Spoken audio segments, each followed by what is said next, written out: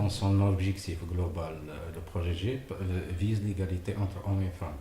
Donc, soit à travers égalité économique, à travers l'encouragement des activités génératrices de revenus.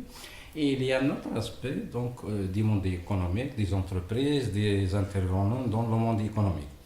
Donc, de les sensibiliser, d'établir une égalité entre les hommes et femmes, soit dans le travail, soit dans le recrutement des candidats, donc soit dans les décisions quotidiennes qu'ils prennent, donc l'approche genre soit toujours présente.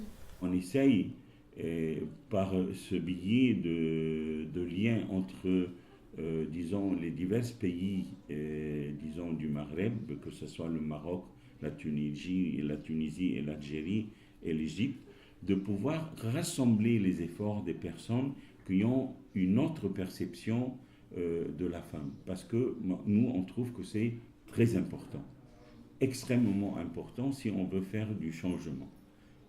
C'est un des pays et un des grands bienfaits que ce projet que nous avons commencé ensemble réussit à faire, c'est de rapprocher les personnes qui s'occupent de ce même thème du rôle de la femme et de l'importance de la femme et comment on peut donner une opportunité à la femme pour qu'elle puisse jouer un rôle assez important et de repenser un peu pourquoi la femme a été éliminée pour certaines raisons qui parfois méconnaissables, ne sont pas très claires, de certains métiers.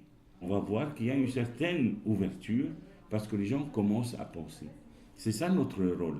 C'est un peu un rôle de catalyseur, de donner la personne deux choses.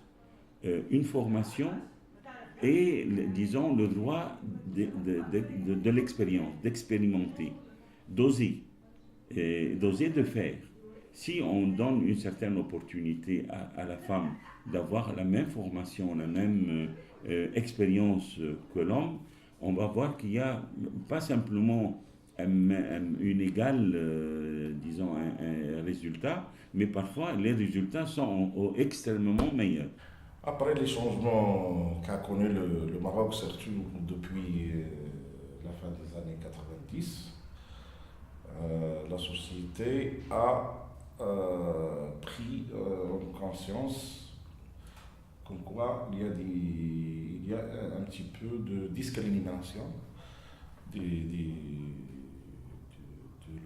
du moitié de la société, qui sont les femmes. Avant, les filles s'inscrivaient dans des métiers purement administratifs, tout ce qui est maîtrise, tout ce qui est suivi de dossiers, etc.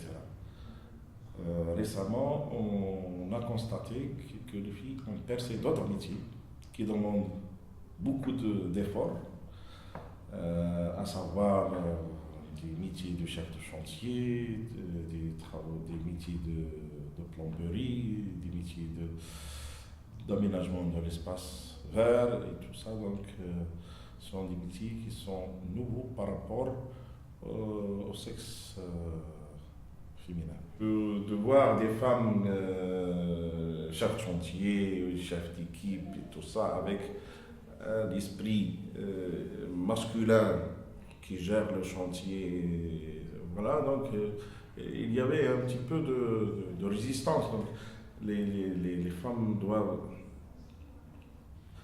gérer cette phase de transition à ce que les ouvriers, les chefs d'équipe et tout ça assimilent leur existence et leur cohabitation dans le chantier. Donc, il faut avoir des attitudes de travail en équipe et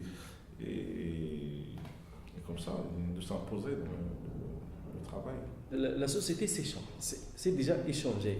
Que ce soit, au début, la création du projet, c'est consacré pour les hommes et le travail est consacré pour l'homme. Maintenant, on trouve que l'homme et la femme travaillent les deux, que ce soit travail salarié ou travail indépendant.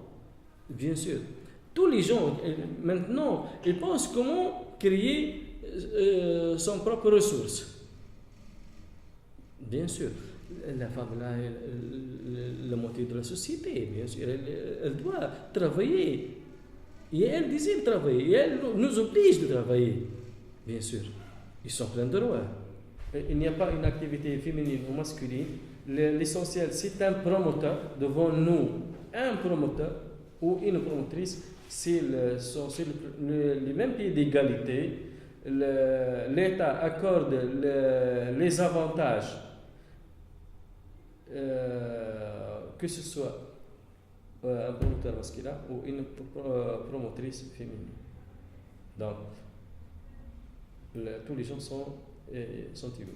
La femme, dès qu'elle a un métier, dès qu'elle s'affirme et elle exerce son métier, etc., donc il y a une évolution nette au niveau de la société et au niveau même de sa famille.